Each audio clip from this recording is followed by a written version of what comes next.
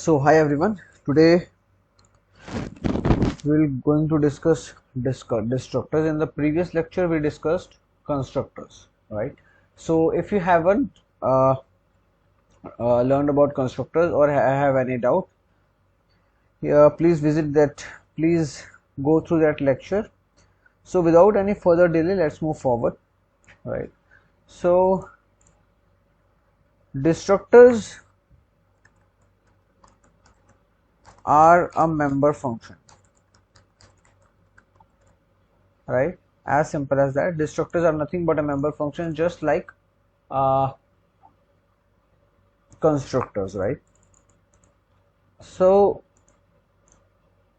the thing is,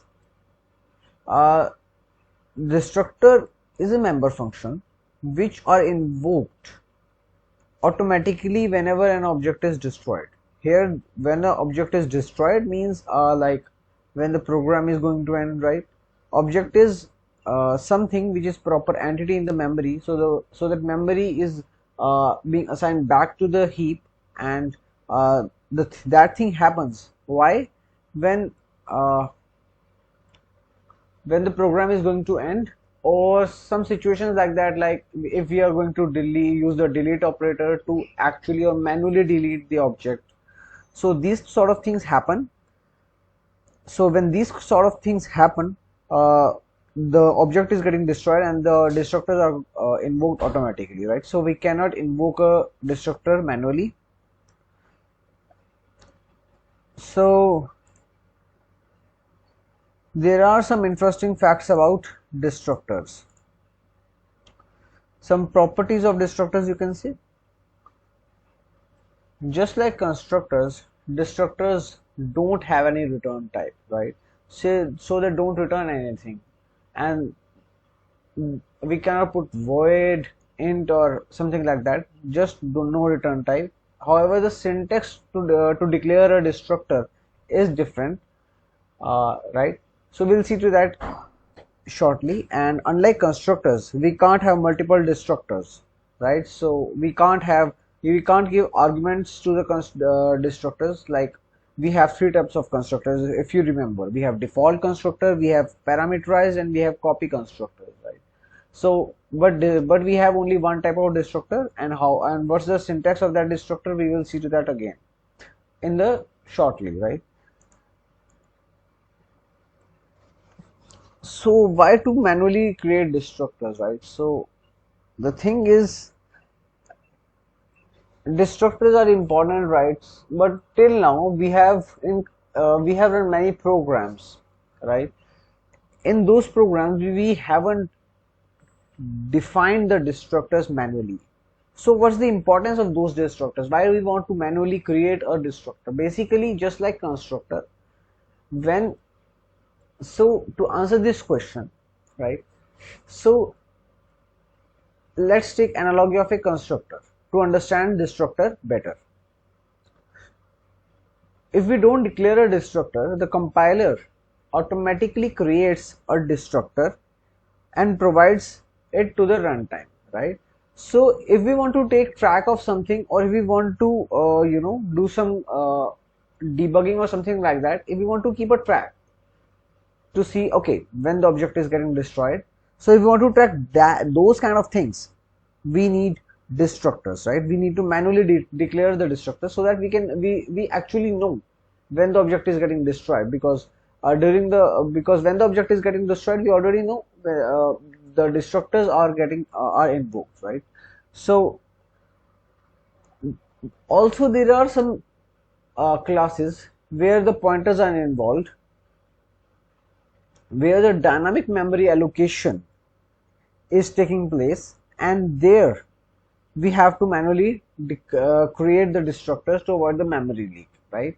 So what is memory leak? You can take example of something like we use pointers, right? We created some memory, we allocated some bits of memory to something, we destroyed the objects. So it's our duty to unassign that dynamic memory that we allocated to some variable or something. If we don't do that, then it's a memory leak, right? That memory is left unassigned, right? So it will, so basically the memory leak is a result of bad practice, so you must avoid that. And the syntax of create destructors is pretty much simple. Here is the class name, right? We have to declare, we have to just put this symbol, this tilde symbol, and this is the code inside the destructor. Really simple program, right? So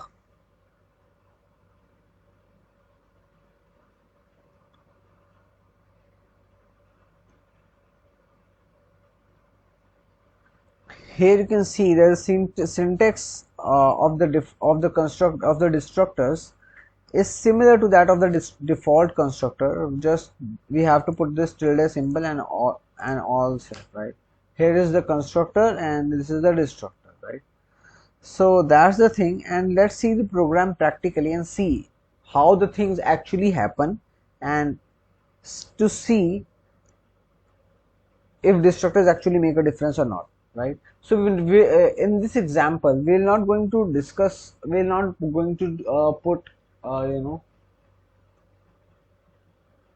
we're not going to do dynamic memory allocation and do some things of sort of that, because the thing is that will make things the things too complicated for the at this level to understand. At the later point of time we may include some examples, right, to understand it better, but I guess for now let's leave it, let's take it simply, right?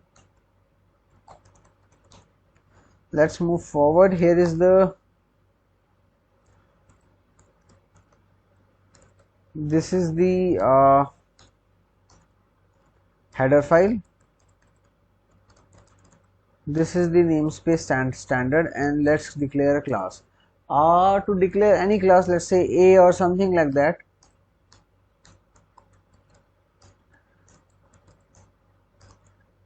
So this is our constructor,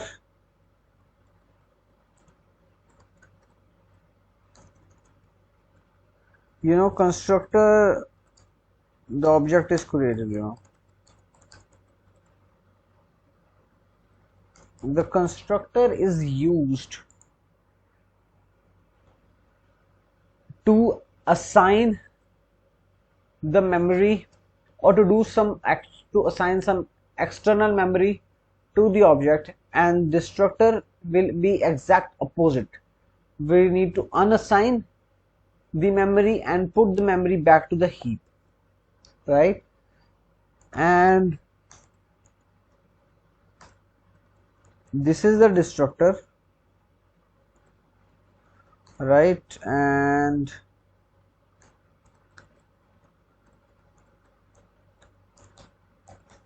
the object is destroyed. Okay, so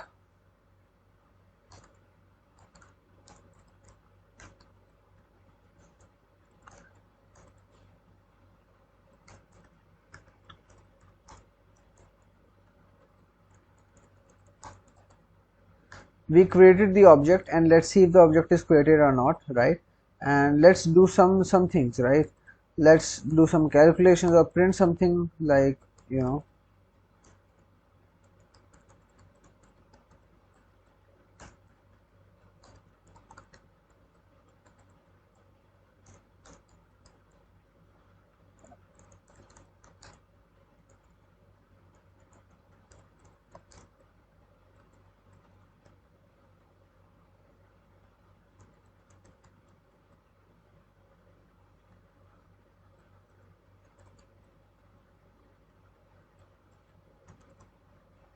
let's save it and see if the program runs or not.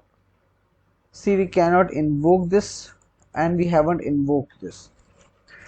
So the program is compiled successfully.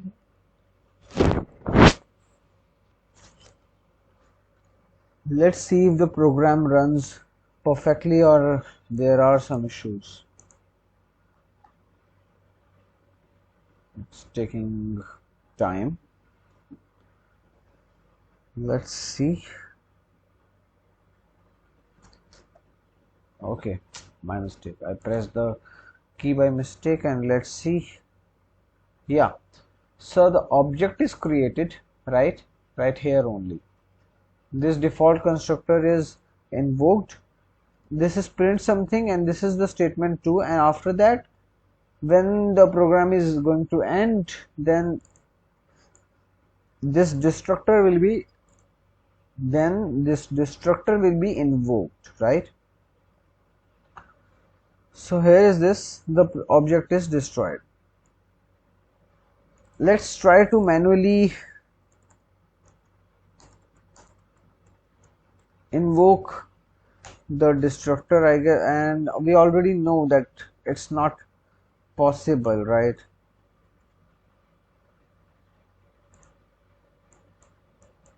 Let's see if we get an error or not. Let's try to play, right?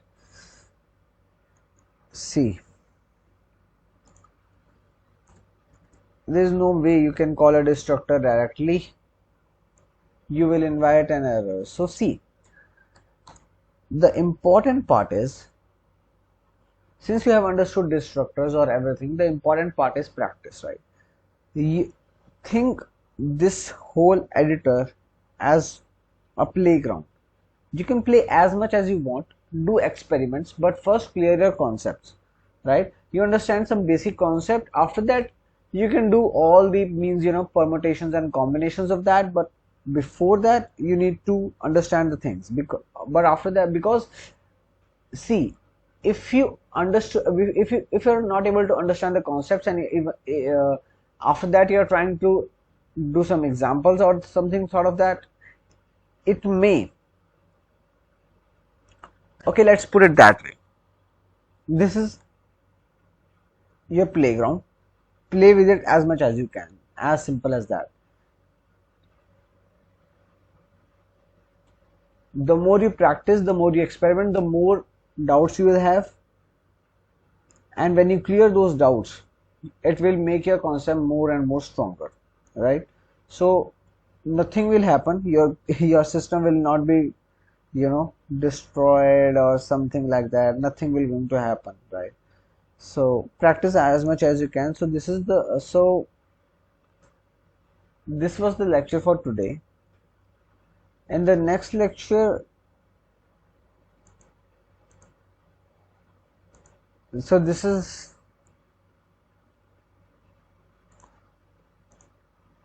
the lecture for today. And the next lecture we will discuss inheritance, and all the things along with inheritance we will discuss, like protected keyword, all sort of things, right? There are a few things which are associated with that inheritance topic. So, but first practice this, right? So if you have any doubts, please ask in the comment. If you have any doubts, please ask, right? It's important to clear these concepts in the early stage. So that's it, and we'll meet in the next lecture. Thank you.